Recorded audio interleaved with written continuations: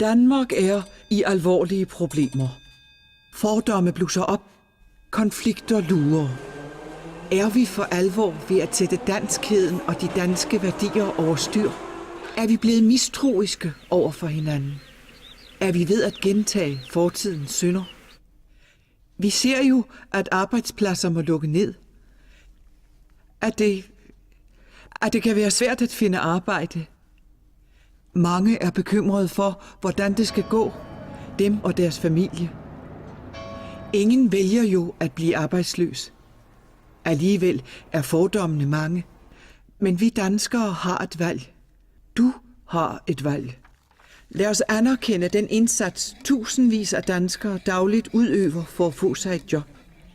Derfor er det mit ønske, at alle, både i danske hjem og på arbejdspladser, fremover vil benytte ordet jobjæger i stedet for arbejdsløs.